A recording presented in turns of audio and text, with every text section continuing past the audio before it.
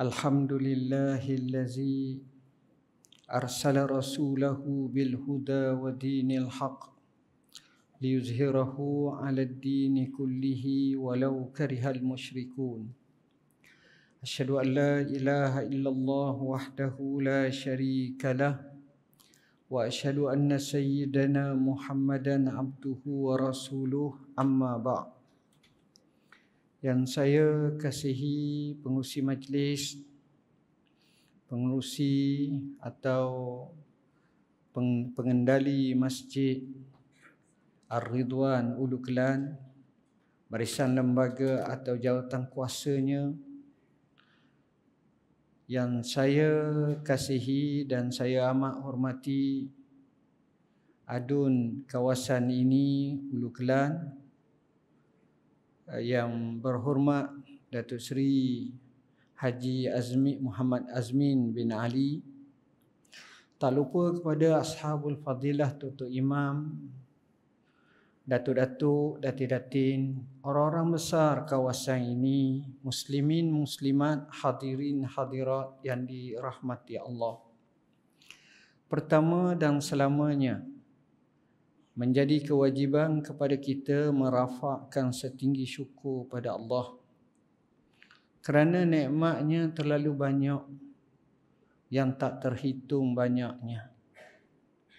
Kata cerdik pandai, ada dua nikmat manusia tidak sedar kecuali selepas tiada. Nikmat pertama, nikmat sihat. Seorang tu dia tak harga kaki dia, tapi kalau dia kencing manis kena potong kat peha, selepas sedar tu dia tengok tunggu kaki dia tu 2000 kali sehari. Tengok. Masa tu baru perasan betapa nikmatnya kaki ni. Kedua, nikmat aman. Nikmat ini orang tak kisah sebab kita pun rasa aman. Tapi bila kita dengar apa yang berlaku di dunia mutakhir ini, kita takut. Di Gaza, kalau orang nak bagi kita duit RM10,000, suruh duduk di Gaza 4 hari. Saya rasa boleh duduk tapi pegang tasbih dan la ilaha illallah lah kita. Kok mana mari mati mengejut. Itu nak cerita bila keamanan yang dahsyat hilang dalam kamus sesebuah negara tu. Hadirin hadirat yang dirahmati Allah, tajuk Isra' dan Mi'raj ini satu perjalanan yang agung. Kami telah bukukan dalam e-bahs ilmi secara panjang lebar dalam Maktabah Al-Bakri. Boleh tengok, boleh rojok, hampir 300 muka surat. Perbahasan terlalu ilmiah satu persatu.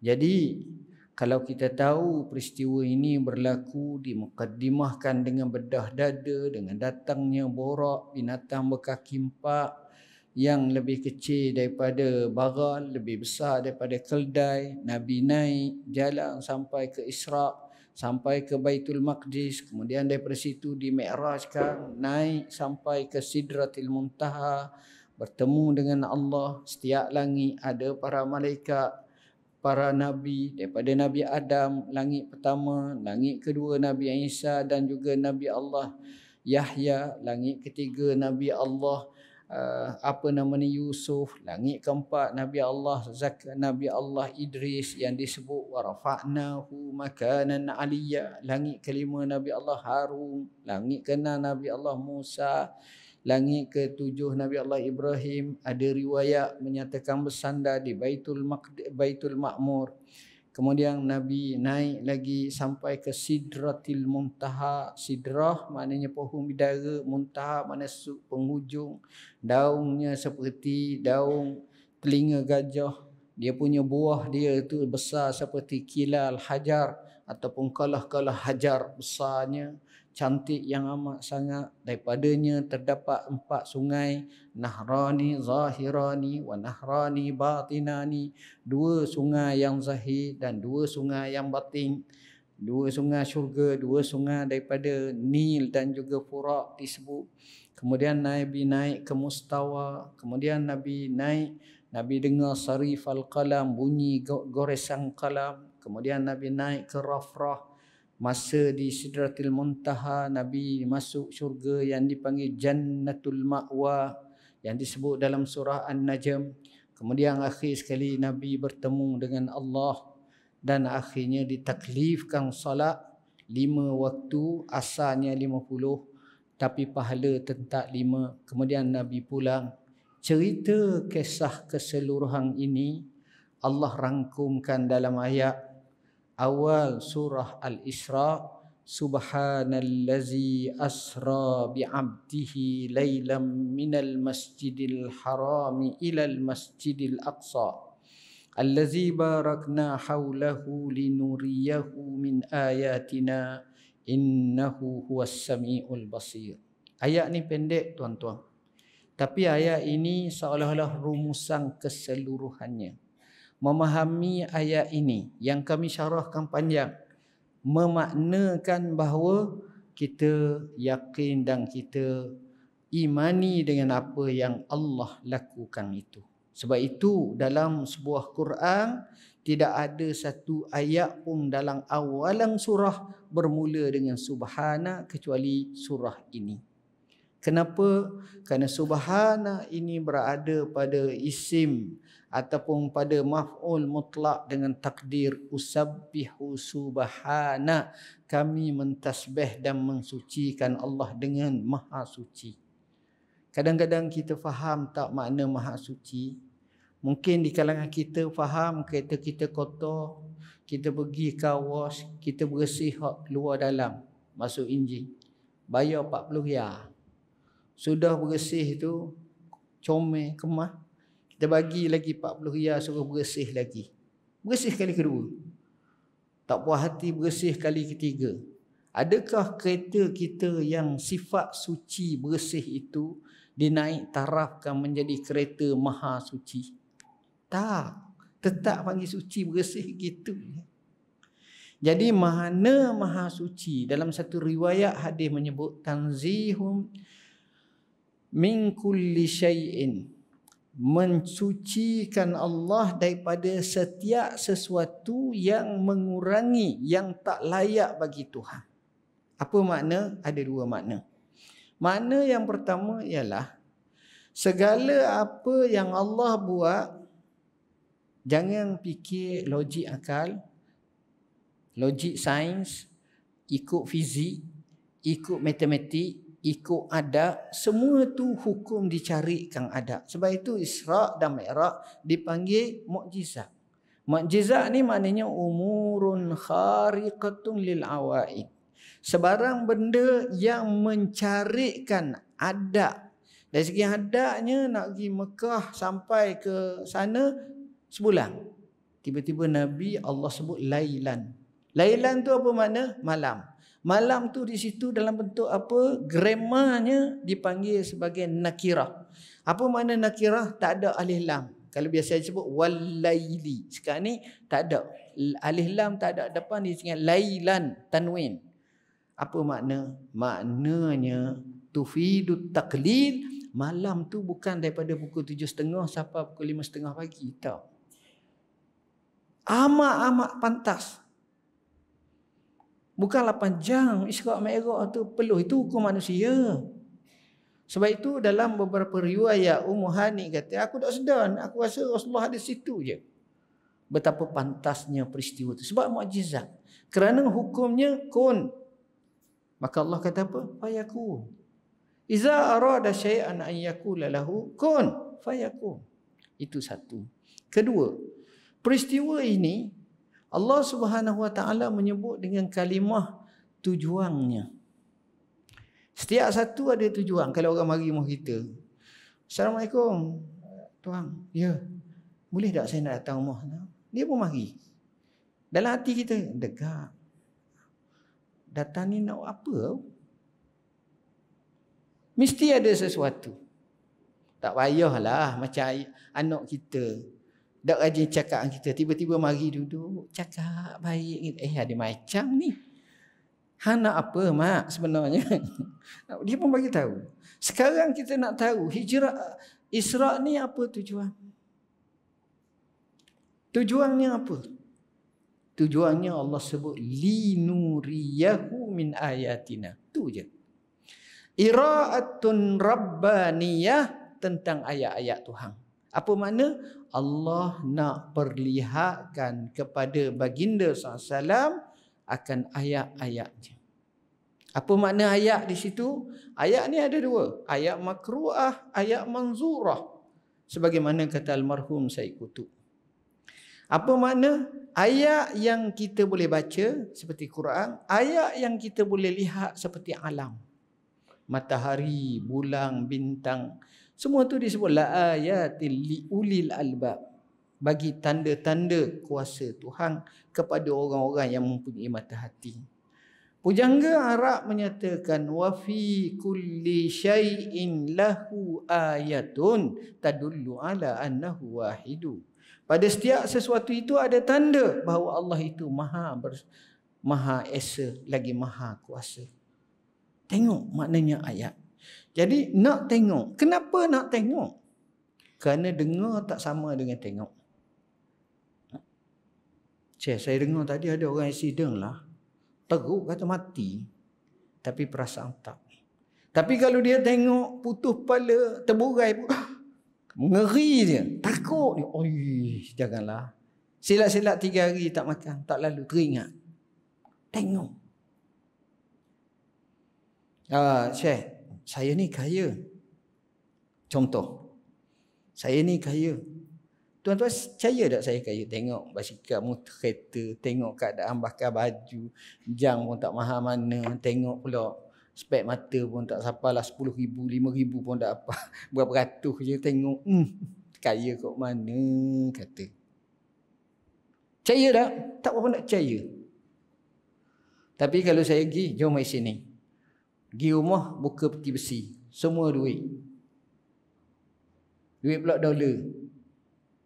Ataupun pound sterling. Kaya. Kan macam tu kata. Dia percaya, dia kena tengok. Baru yakin. Semua ni tengok. Bila tengok, respect. Sebab itu dalam Quran banyak Allah nak tunjuk wa kadzalika nuri Ibrahim. Begitulah kami nak tunjukkan, nak tengokkan Nabi Ibrahim. Nabi Ibrahim tanya Tuhan, adakah Tuhan ni boleh hidup yang mati ke? Allah kata awala tu'min. Mu tak percaya ke? Percaya. Walakin liyatma'inna qalbi. Untuk tamakninah, yakin, stabil, rasa seronok, rasa puas hati aku. Allah kata tak apa, mu ambil 4 ekor binatang. Ada kata jenis binatang yang berlainan. Ada ayam, ada burung, ada angsa, ada satu lagi. Mu ambil, mu sembelih. Lepas mu sembelih, kamu cincang. Lepas kamu cincang, kamu gaul. Hak kepala sini, hak ni semua sekali gaul semua ni. Kemudian kita topok sendiri. Ujung nung satu, penjuru bukit atas nung satu, pak. Kemudian seru. Kemudian takut balik jadi macam asah. Percaya. Tengok. Apa benda kalau kita tengok, yakin. Manusia bila tengok, yakin. Kalau tu tak. Ini pentingnya tengok. Kita semayang, kita ibadat. Allah kata apa? Allah kata, Nabi kata, anta budallah ka'annaka tarah fa illam takun tarahu fa innahu yaraka. Kamu ibadat ke Allah seolah-olah kamu nampak Allah. Seolah-olah. Memang kita tak nampak Allah pun. La tudrikuhul absar wa huwa yudrikul absar. Allah sebut dalam Quran. Mata pun tak nampak Tuhan. Sedangkan dia nampak mata-mata kita ni. Kita tak nampak. Tapi seolah-olah. Mana yakin? Kalau tak, itu dia. Jadi kuncinya tengok. Jadi nak tengok apa? Kalau tengok apa yang kita boleh tengok, tak payah israk lah. Macam tengok pasar, tengok sekolah, tengok hak biasa. Dia tengok di sini, tengok benda yang orang lain tak boleh nak tengok. Nabi tengok. Nabi kena bedah. Siapa sekarang dunia moden 2024 ni tak ada satu doktor pakar atas muka bumi, alat atas muka bumi boleh bedah jantung dalam keadaan jaga, dalam keadaan sedar, lepas tu terus musafir. Tak ada. Saya masa saya jadi mufti, saya ceramah dekat dengan masjid surah IJN tu. Sudah ceramah, doktor pakar mari. Ada pakar-pakar besar. Kata Datuk, kata boleh tak sekali saya nak minta nak kita tengok orang bedah dia tu. Boleh kata. Saya pun tu di minggu depan saya pergi. Dia suruh pakai alat macam pakar, kita tak pakar kita ni. Kita tengok. Saya ingat 8 tempat bedah saya masuk. Kalau major operation tu tak ada 2 minit. Yang setahu sayanya sampai 3-4 jam, 8 jam, 10 jam, 12 jam. Satu pasukan mati. Tengok. Tapi Nabi merawikan kisah dia kena bedah tu dalam keadaan jaga. Unik. Ajaib. Ajaib. Nombor 2. Bila bawa pula binatang buruk. Tuan-tuan bukalah dalam The Animal Planet, dalam apa ni, National Geographic, dalam apa ke. Tuan-tuan tak akan temu fosil buruk. Tapi fosil dinosaur ada. Banyak. Dekat dengan sains sini, Taman Sains Negara ni macam-macam jenis nama dinosaur. Tapi dalam celah tu tak ada. Ini fosil borok. Tak ada. Sebab itu made in Tuhan. Tuhan datangkan khas. Ada jenis beberapa benda Tuhan datang khas, kemudian tak ada. Jadi tak payah nak cari anak borok 2 ekor buat bela. Tak ada. Sama juga macam burun ababil. Wa arsala alaihim tayran ababil. Kisah Abraha datang burung. Burung tu kata ulama, kata orang yang pernah tengok, kali tu je tengok, situlah kali pertama dan situlah kali terakhir. Lepas tu tak ada dah. Dia bukan burung pati. Dan bukan burung ciak. Ababil. Ababil ni maknanya burung berkumpulan mari. Sekali tu je. Kerana dia misi Tuhan. Baik. Jadi benda tu pelik. Borok. Dan borok ni dalam riwayat yang masyhur, bila Nabi nak naik dia meliarkan diri. Jibril rasa tak seronok lah. Tetamu Tuhan, mari nak naik, hang buat kerja gini, mana borok ni? Macam tak faham-faham pula ni. Jibril bisik kepada borok. Dalam riwayat yang masyhur, wahai borok, yang nak naikmu ni tak ada lagi yang lebih mulia daripadanya. Itulah Muhammad. Dalam riwayat menyebut farfadha'araqa. Borok ni berpeluh mengecik kerana malu. Binatang pun pandang malu kat Rasulullah. Borok ni bukan orang, binatang. Binatang pun pandang malu kat Rasulullah. Kita tak pandang malu. Kita sendiri orang Islam tak pandang malu kepada Rasulullah SAW. Aib. Kita langgar perintah Tuhan, kita langgar sunnah Nabi, kita langgar, kita tak kira. Kita je. Waliyahzubillah. Termasuk yang cakap ni banyak silap. Pandanya kita, tak boleh tuan-tuan. Memang tak boleh. Binatang pun pandang malu. Sabit dalam ni. Okey. Binatang ni pula pergi jauh mata pemandang. Ya Allah. Setakat ni. Siapa rajin kita tengok dekat dengan litas pang. Dulu kuat sangat, sekarang slow dah. Tak ada dah. Dia panggil F1. Jangan F2, F3, F1. Oh. Kalau kita jenis tua, campur dengan gauk, campur dengan ni, mata duk tengok gini, tak dah lalu. Kereta tu, enjin tu bunyi sini, dia depan dah. Jadi kita, oh sini dah. Tengok sini, oh sini. Pala tak dah. Apa makna? Cepat. Cepat-cepat pun 300 km je sejam tuan-tuan. Kita naik kapal terbang, paling laju pun 400, 500, kadang-kadang 800 km. Itu je. Mekah ke Malaysia 8 jam, 7 jam lebih kurang.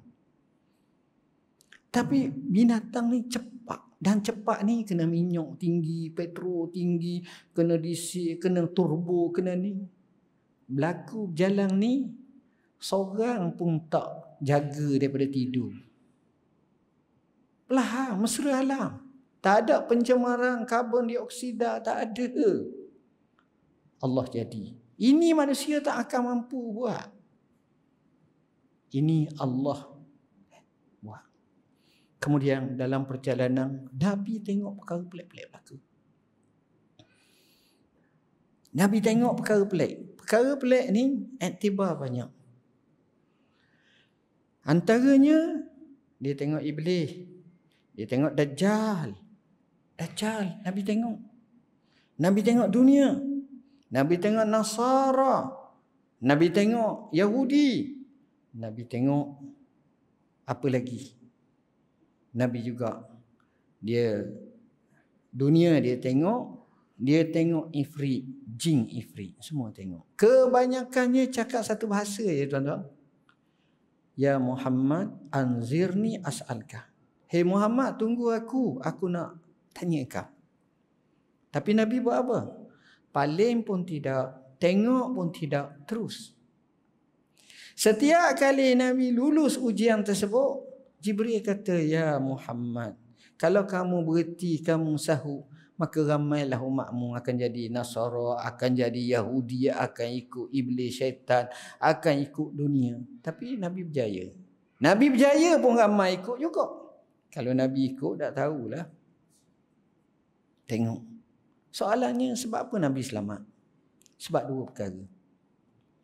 Sebelum Nabi dilakukan itu, dibawa masa bedah dada tu, faji'a bi tostin. Tostin ni satu bekah. Dalam bekah tu secara maknawi dimasukkan dua. Iman dan hikmah. Artinya, saudara, kalau kamu nak mulia dunia dan akhirat, kamu kena ada dua-duanya. Ilmu dan iman. Kalau kamu ada iman saja, kamu tak ada ilmu, kamu hina di dunia. Orang tak pandang pun. Kalau kamu ada iman, kamu ada ilmu, kamu tak ada iman, kamu hina di akhirat. Tapi kamu ada dua-dua, dunia dan akhirat, kamu akan mulia dunia dan akhirat. Ada iman dan ilmu. Beri penting benda itu. Kita kena pakai macam tu. Nak tolak apa-apa syubhah, nak tolak pengaruh apa-apa yang sesak barat, pahaman-pahaman yang mengarut sekarang ni, liberalisme, sekularisme, pluralisme, macam ism ni bukan mudah tuan-tuan. Free thinker macam-macam, payah. Ilmu, yang ni tak boleh, yang ni boleh, yang ni tak boleh. Kalau tak ada ilmu, pakai ikut je. Sayyidina Ali radhiyallahu an kata apa? An-nasu salasah. Manusia itu ada tiga. Alimun rabbani, orang alim rabbani. Kemudian wa muta'allimun ala sabili najah, iaitu orang yang belajar nak cari jalan keselamatan. Hak ni selamat. Tapi yang ramainya wan nas atba kulli na'iqatin ma'arihin yamilun. Manusia yang pakat dengar, pakai ikut, tak kira. Ikut angin, tolak sini, pergi sini. Ikut sana, pergi sana. Dia tak ada, dia kelang kucing. Dah orang buat, kita buat, Ustaz. Dia tak ada pegangan, tak boleh. Dia kena, manusia muliakan apa tuan-tuan? Mulia manusia satu, kerana ada prinsip. Cabut prinsip, hina. Orang ada prinsip. Sebab itu Nabi, dia tanam kepada sahabat dia, prinsip. Sahibu mabda', sahibu mawqif. Lagi tinggi mawqif dia, prinsip dia pegang, lagi mulia dia. Tapi kalau tak ada, kita akan rugi tuan-tuan. Baik, menariknya, apa yang Nabi tengok tu, itulah kebanyakan manusia gugur dan gebah dengan syaitan. Allah, syaitan ni bijak tuan-tuan. Syaitan ni bijak. Syaitan kerja dia nak sesak manusia. Kita kalau bergaduh dengan orang, biar mati lah. Gitu je. Syaitan tak nak kita mati. Syaitan nak kita sesak. Sesak dengan mati tu lain. Sebab itu Allah sebut, alam ahad ilaikum ya bani Adam alla ta'budu syaitan innahu lakum aduwwum mubin. Hei anak Adam, tidakkah kamu janji dengan aku janji dengan kamu, jangan sembah syaitan, dia sesat banget. Ada satu cerita tasawuf lah, hikayat. Seorang ni kuat ibadat. Kuat sangat ibadat. Bila kuat ibadat, kerjanya setiap hari maki syaitan. Celaka syaitan. Celaka. Tak maki. Kita tak suruh maki syaitan. Kita suruh berlindung daripada syaitan. Auzubillahi minasyaitanir rajim. Tak payah makilah. Maka dia kena laknat dah. Allah sebut wa inna alaika la'nati ila yaumiddin. Sesungguhnya kamu wahai iblis mendapat laknat aku sampai akhirat. Selama-lamanya. Jadi kerja yang laknat. Letih laknat orang ni. Laknat syaitan. Satu hari dia pergi pekan. Ngatuk. Dia tengok satu tembok tinggi. Dia pun tidur bawah tu. Tengah-tengah tidur datang seorang gerok dia. Kejut. Lari. Dia pun lari. Tembok pun jatuh. Selamat dia. Alhamdulillah. Terima kasih Syekh. Hang siapa? Kata akulah syaitan. Allah. Syaitan iblis ni boleh berupa. Dia boleh tasyakul. Macam-macam. Kalau baca dalam sejarah banyak. Macam iblis tu dia pernah merupakan diri seorang Syekhun Najd masa Darun Nadwah nak bunuh Nabi masa nak hijrah sekali. Dia merupakan Surakah bin Malik Al-Ju'shum masa perang Badar, itu pun sekali. Yang kata la ghalibalakumul yaum, yang ini saya sebut dalam buku kami Garis Masa Hayat Rasulullah SAW. Panjang cerita. Macam-macam kisah sirah Nabi. Kalau orang ni kata, aku maki kamu siang, malam, pagi, petang, mu tolong aku. Dia kata, ya aku tolong mu. Kenapa? Mu baik sangat. Tak, aku tak baik. Kenapa? Kerana aku tahu Nabi mu sebut, orang mati kalau ditimpa bangunan, mati syahid. Aku tak nak mu mati syahid. La ilaha illallah. Kita tahu.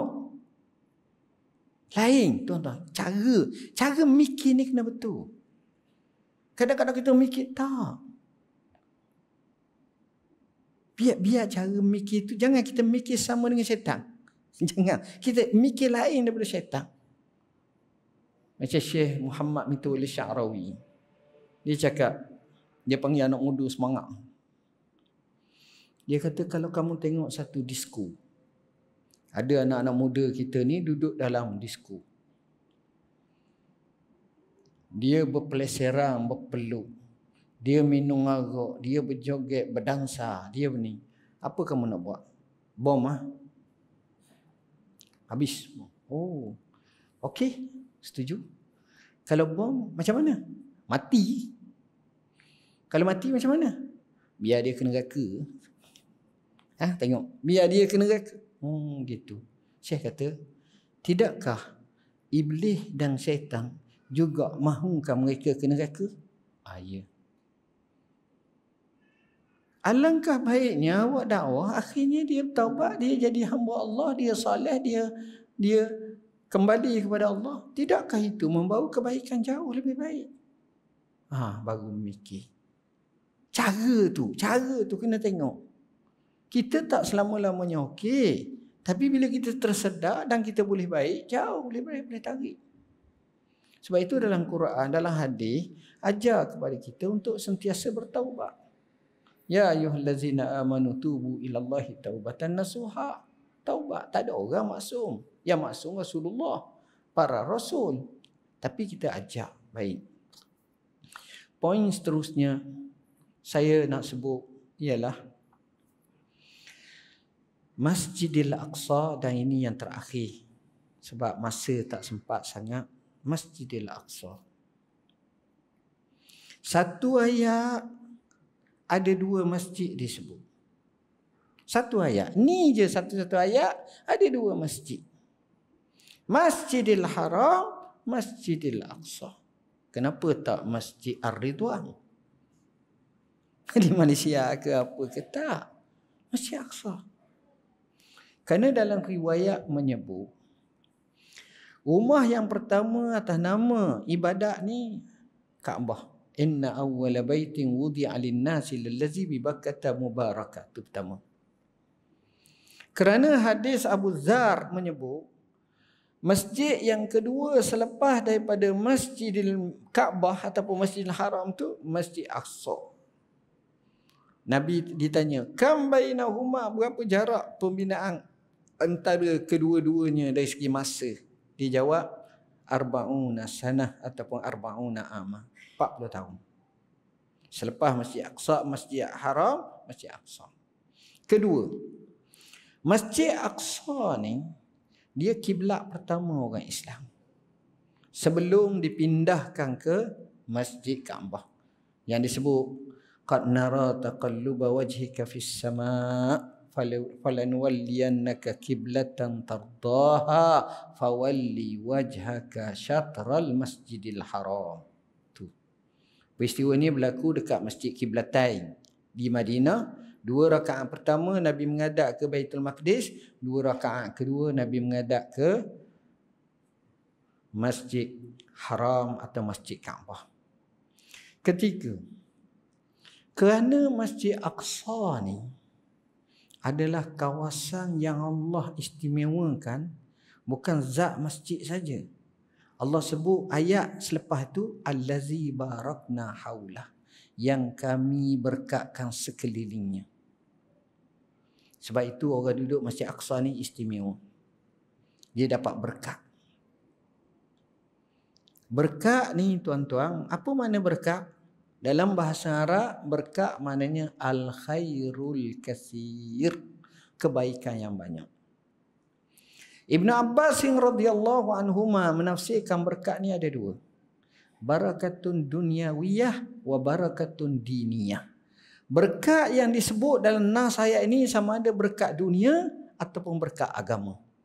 Berkat dunia ni ada 2. Pertama, kawasan tu tanahnya subur. Dia ada iklim Mediterranean. Saya pernah duduk situ tuan-tuan. Bukan betul-betul situ, tapi Syam. Ni dipanggil Syam zaman dulu. Syam zaman sekarang refer kepada 4 negara. Syria, Jordan, Lebanon, Palestin. Ni makna Syam zaman dulu. Yang kata Nabi pergi ke Syam ni.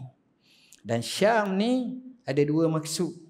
Syam dengan makna Syimah, sebab orang sana dia ada tanda dia. Kita boleh kenal. Kalau orang pernah pergi banyak negeri Arab, dia tahu ni orang Syam ni. Sama dari segi cakap atau rupa. Kenal. Saya bolehlah kenal sikit-sikit. Kalau cakap tahu, oh ni orang Syam ni. Walaupun bahasa Arab, tapi kenal lah orang Syam. Kedua, dia ambil daripada kalimah Sam bin Nuh. Jadi kawasan ni, ini kawasan berkat. Nabi doa, Allahumma barik lana fi Syamina. 3 kali. Berkatnya bumi Syam. Berkat bumi Syam dari segi tanah-tanahnya subur. Kalau kita tengok pokok tin terbaik di muka bumi, pokok zaitun, situlah. Buah yang mahal. Masya Allah.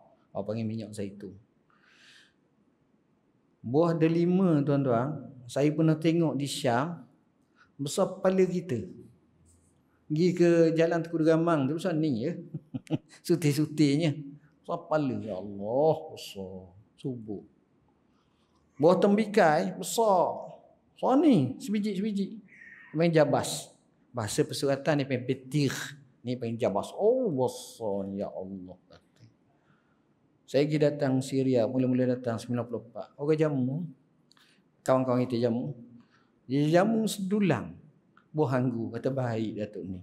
Tanya dah berapa sekilo. Masa tu, tak sampai 15 sen. Cabik pun jamu aku. Buah segar-segar, besar-besar ni. Besar-besar ibu jari kaki.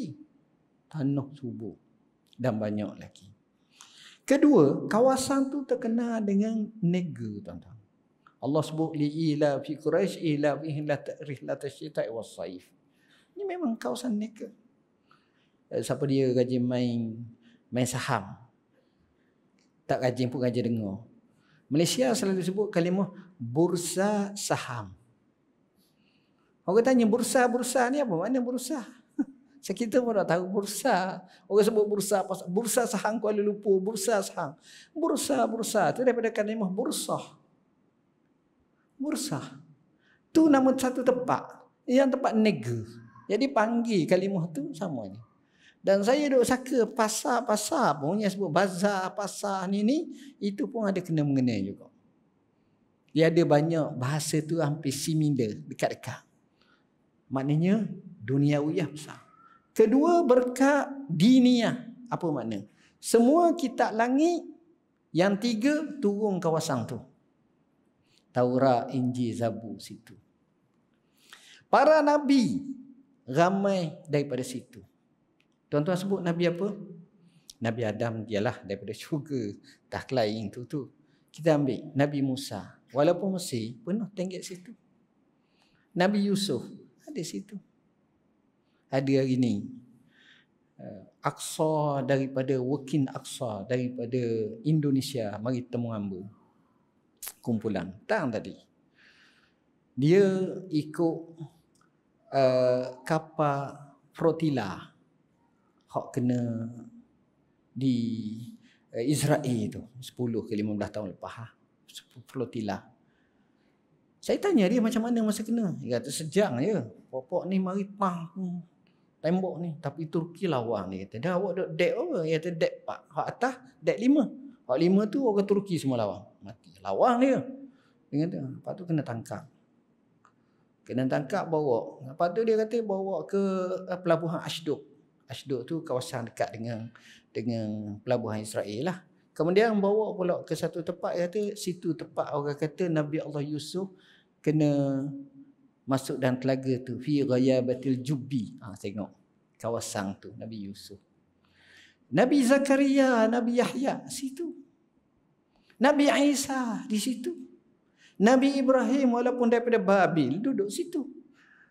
Sampai ada nama tempat Al-Khalil ataupun disebut Masjid Ibrahimi, kawasan situ.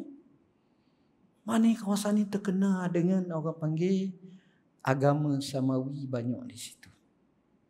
Jadi seolah-olah Islam nak ada hubungan dengan mereka ni dari segi sama-sama agama Samawi. Poin seterusnya, Masjid Aqsa ni Allah jadikan di situ signal dan isyarat secara tak langsung, hei Muhammad, hei umat Islam, mu kena ambil bumi Baitul Maqdis. Kamu mesti ambil. Jadi saya berhenti dulu. Kita beri laluan azan dulu. Selepas pada tu kita sambung semula insya-Allah. Masuk tak lagi? Masuk dah. Hadirin hadirat yang dirahmati Allah, izinkan saya ambil masa 10 minit lagi untuk saya khatamkan sebahagian daripada apa yang kita cakapkan ini. Tuan-tuan, disitulah nilai besarnya Masjidil Aqsa. Makanya selepas wafat Nabi, Sayyidina Abu Bakar tak duduk diam. Dan saya melihat Sayyidina Abu Bakar ni adalah pemimpin yang paling berjaya di muka bumi. Tuan-tuan, dia perintah 2 tahun je. Tahun 11 Hijrah sehingga 13 Hijrah. Keberhasilan dia luar biasa. Selepas wafat Nabi, satu musibah besar kepada ummah, semua pakat jadi kafir je belaka. Murtad. Dalam riwayat sebut 3 tempat sahaja yang selamat. Mekah, Madinah dan Taif. Kat lain ramai yang goyang. Goyang dengan 3 sebab. Pertama, ikut Nabi palsu. Antara Nabi palsu yang paling sohor Musailimatul Kazzab di Yamamah. Yamamah ni sekarang ni dekat dengan Riyadh. Dekat. Yang kedua, yang mengikut Tulaihah Al-Azdi, yang akhirnya menjadi panglima tentera Islam selepas bertaubat. Yang ketiga, yang mengikut Al-Aswad Al-Ansi, Nabi palsu daripada Yaman. Yang keempat, yang mengikut Sijah, seorang perempuan yang mengaku jadi Nabi. Ini sejarah. Tak cukup dengan itu, ada yang tak nak bayar zakat. Tak cukup dengan itu, ada yang kata syariat sudah basmi. Semuanya itu Sayyidina Abu Bakar dapat lansaikan tak kurang, tak lebih pada 1.5 tahun gitu ya. Semua kembali dan ikut Islam balik. Dia pergi perang. Dia hantar Khalid ibn al-Walid. Dia hantar Abu Ubaidah al-Jarrah. Dia hantar Syurahbil ibn Hasanah. Dia hantar Dirar ibn Azwar. Dia hantar Al-Musanna. Dia hantar Sa' ibn Abi Waqqas. Dia hantar Amr bin Al-As. Dia hantar Yazid bin Abi Sufyan. Semuanya panglima tentera Islam semua. Menang sekejap je. Sebab itu Maulana Abil Hasan Ali Al-Hasani Nadwi dia karang satu buku Aba Bakrin wala riddatalah. Abu Bakar tiada kemurtadan di zamannya. Ini luar biasa. Kita 3 orang pun payah nak selesai. Huru-hara. Silat-silat enek meng pun kena tendang. Biasa. Dia punya Abu Bakar ni spiritnya luar biasa. Orang kuruh tuan-tuan. Imam Suyuti kata orangnya amat kurus. Orangnya banyak zikrullah, banyak. Dia sahabat ni tuan-tuan, dia bukan tasbih je. Dia bukan tasbih. Tapi dia ikut Rasulullah. Tah. Sekentak laju. Dia tak main kita hai tak boleh gini. Masa tak cukup. Tak ada. Dia buat je sampai habis. Abu Bakar. Naik Sayyidina Umar. Kepuncaknya berlaku perang Yarmouk. Tahun 13 Hijrah. Perang ni saya cerita dalam YouTube panjang. Cukup menarik perang ni. Masa tak sempat. Saya tak boleh ceritalah masa tu. Habis perang Yarmouk, kita tengok berlaku satu lagi perang. Yarmouk bantai Rom, Qadisiyah tahun 15 Hijrah. Bantai Parsi. Itu pun sedap. Cerita panjang. Masa tak sempat nak cerita. Saat itulah panglima tentera Islam Sa' bin Abi Waqqas, Abu Ubaidah ibn al-Jarrah hantar surat Sayyidina Umar. Ya Amirul Mukminin, kita nak bantai mana dulu ni? Baitul Maqdis atau Kaisariyah? Sayyidina Umar bila sampai surat daripada Abu Ubaidah, dia meeting dengan sahabat dia. Hak mana kita nak buat dulu? Sayyidina Ali kata Baitul Maqdis. Setuju atau surat Baitul Maqdis. Tentera Islam ni dibagi lapang puak. 5,000 pertama Khalid pergi. Tak boleh sebab dia ada tembok besar. Jadi tunggu tepi. Mari pula kumpulan kedua, ketiga sampai kupuk.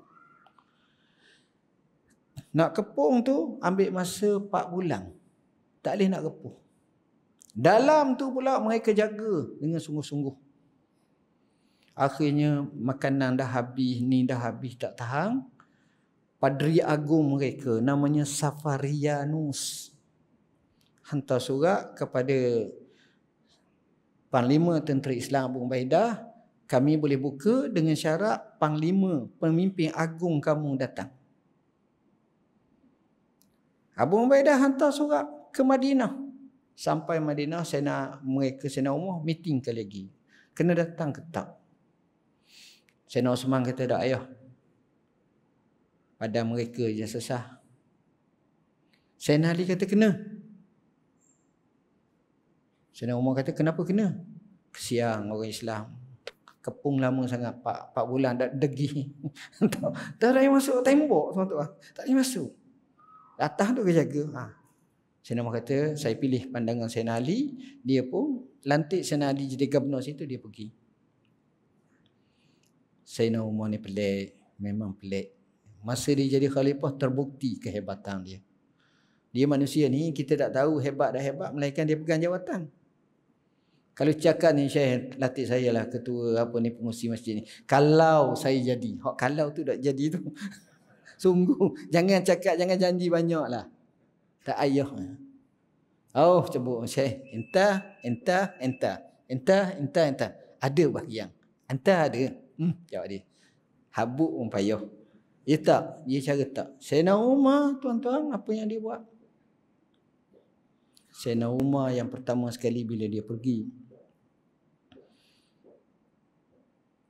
Dia berjalan sampai ke Jabiyah. Jabiyah ni jauh. Jabiyah ni dekat dengan Syam dah. Dia pakai kaki dia tu nampak berjeragak. Dia tak pakai kasut macam kita semak ni. Dia bukan mak semak. Sayyidina Umar pakai baju kosong. Jadi hok tukar sambut tu Khalid dengan puak-puak ni pakai semak-semak. Sedang mau ambil batu pergi tagur. Tagur ni maknanya pergi baling. Baling tu bukan nak kena, maknanya marah lah. Mu ni gua ni semak sangatnya. Kata kami terpaksa naik pelana gini. Saya nak terima, dia tak marah. Cuma dia nak tahu alasan. Bila mari dia berhenti tu, Yazid mari sambut dia. Dia kata, mana sahabat saya? Sahabat saya belum lagi. Orang tanya, siapa sahabat awak? Abu Ubaidah. Dia sayang sangat ke Abu Ubaidah. Sehingga dia kata, kalau Abu Ubaidah hidup, aku akan lantik dia jadi khalifah selepas aku. Itu besarnya Abu Ubaidah yang dipanggil Amin Hazihil Ummah. Kisah Abu Ubaidah ni, saya cerita dalam buku ni. Alhamdulillah, mutakhir ni saya temu dengan Abu Ubaidah ramai. Nama Abu Ubaidah. Pergi ke Turki, orang Syria, nama Abu Ubaidah. Saya belah mulut anak, nama apa? Abu Ubaidah. Oi, kata ramai benar nama Abu Ubaidah lah ni. Ramai. Nama dia lah.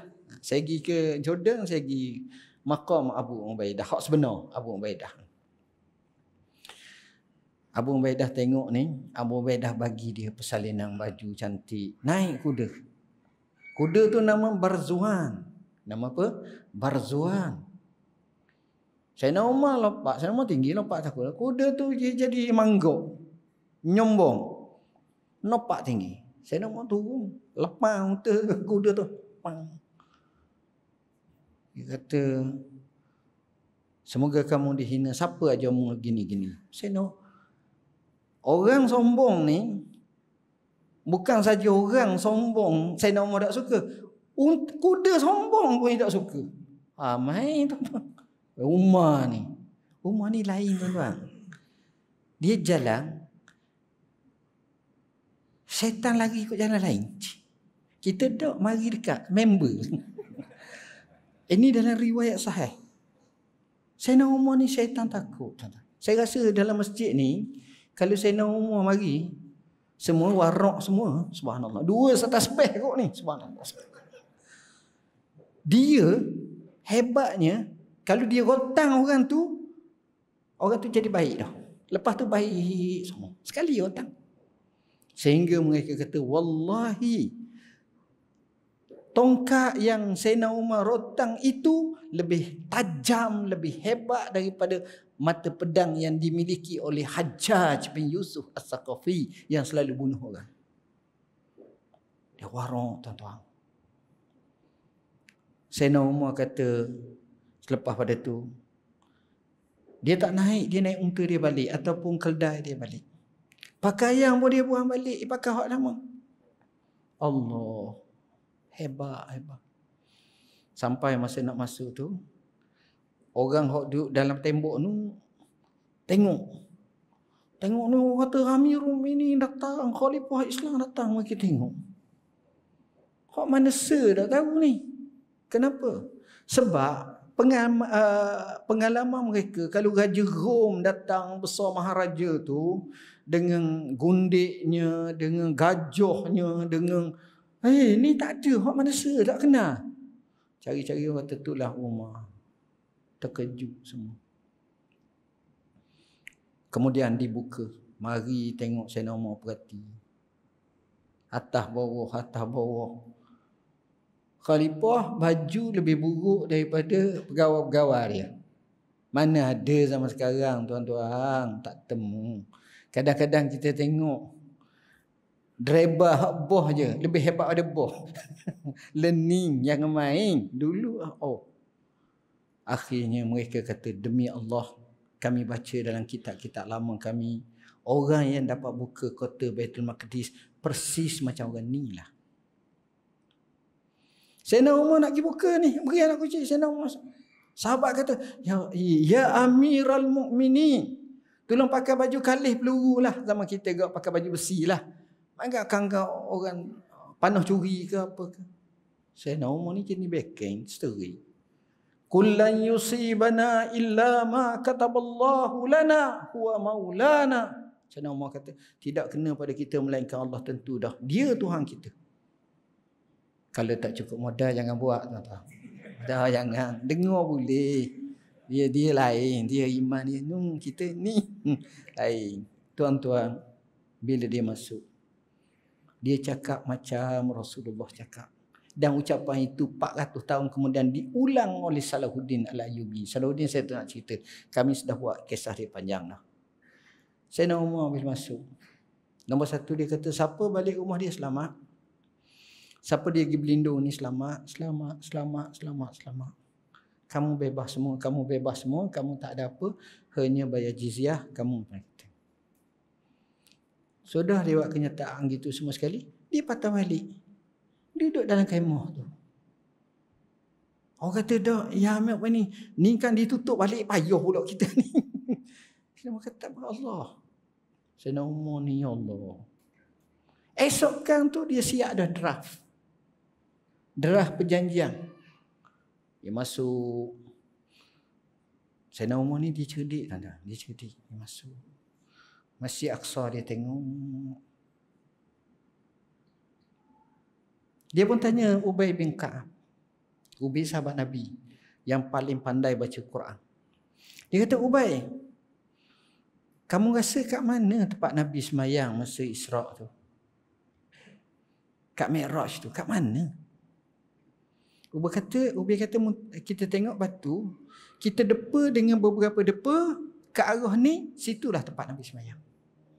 Dia pun pergi, dia depa. Sini. Masa tu orang Kristian berkata, ya, sebab dia nak susu, nak sembunyi. Masa tu tempat buah sapoh. Sekarang kita pergi tak napung dah, gitu bersih dah. Tempat Sayyidina Umar dengan tangan dia, pergi bersih, pergi cuci. Orang pun cuci. Sayyidina Umar nak semayang. Dia kata, kat mana nak semayang? Dia kata, depan batu. Maknanya dia ngadak batu. Sayyidina Umar ni jenis tak boleh gitu. Tak boleh. Kenapa? Kan aku jadi nyembah batu pula. Depan pada batu tu.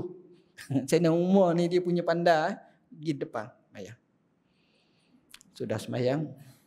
Orang Yahudi, orang Nasrani, pemimpin dia ajak masuk gereja. Gereja tu gereja lama, tuan-tuan.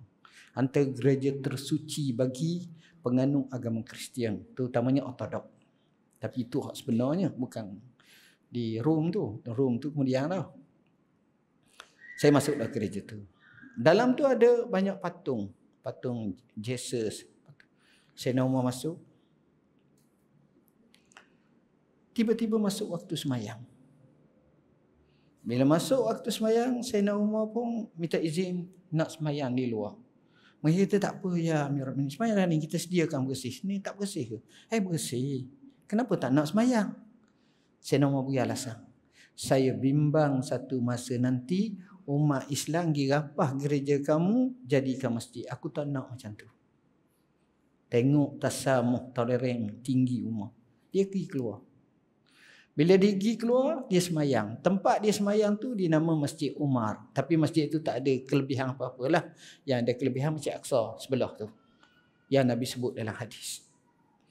Akhirnya Sayyidina Umar pergi dan beri ucapan kepada umat Islam. Nahnu qaumun a'azzanallahu bil Islam.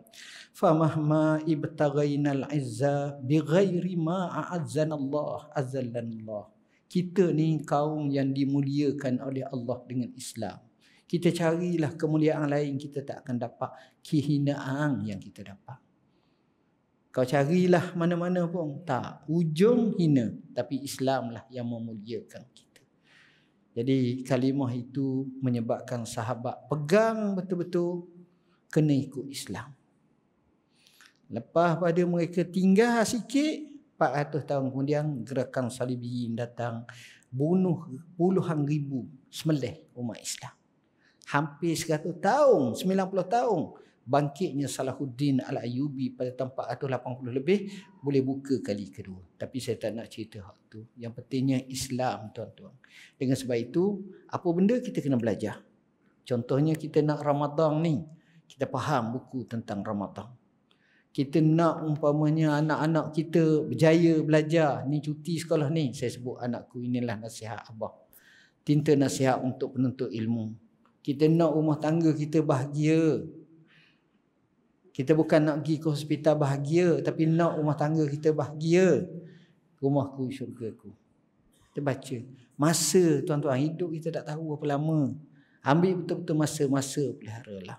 Orang yang paling hebat masa sikit banyak benda boleh selesai. Orang yang paling malang banyak masa sikit benda pun tak selesai. Sembang orang kata. Tak boleh itu. Keajaiban sedekah dekat nak Ramadan. Saya boleh cerita hak ni panjang kisah-kisah yang saya sebut. Seorang je saya sebut, namanya Dr. Khalid bin Jubair. Orang Saudi, doktor pakar perubatan, pergi ke Morocco. Sampai Morocco sebab Gubernur masa tu namanya Gubernur Sultan ataupun daripada Saudi suruh dia buat welfare sana. Dia beli, cari sewa ni, duit tak cukup. Datang seorang pesakit, dia kata kalau nak ambil nombor telefon ni. Orang kaya Morocco. Dia pun pergi kat orang telefon orang kaya Morocco. Dia kata okey, mari hari sekian-sekian. Dia pun datang. Kawan ni tak dang nak tunjuk proposal dia aja. Dia tanya, panggil kerani. Dia kata 1 juta cukup. Bagi 1 juta. Kawan ni mungkin nak apply 500 ke 100 ribu gitu je. 1 juta cukup. Kawan ni terkejut. Sign, bagi lalu. Kawan ni pun jadi pening ni cepat murah sangat. Dia kata, wallahi murayaklah kepada semua orang. Wallahi. Tidak aku bagi kepada kamu 1 juta ni, akhir minggu ni aku akan dapat 3 juta. Wallahi, bagi tahu. Ustaz, saya buat 10 riyal tak dapat 30, macam mana Ustaz? Sebab kita nak 30 tu tak dapat tu. Dia kerana Allah, bukan kerana duit tu. Dia betul-betul. Dan dia cerita, dia kata aku ada 4 orang anak. Setiap 4 orang anak tu aku beri satu syarikat, semua kaya-kaya. Aku boleh derma hospital ada untuk dialisis. Aku boleh bina sampai 10-20 hospital.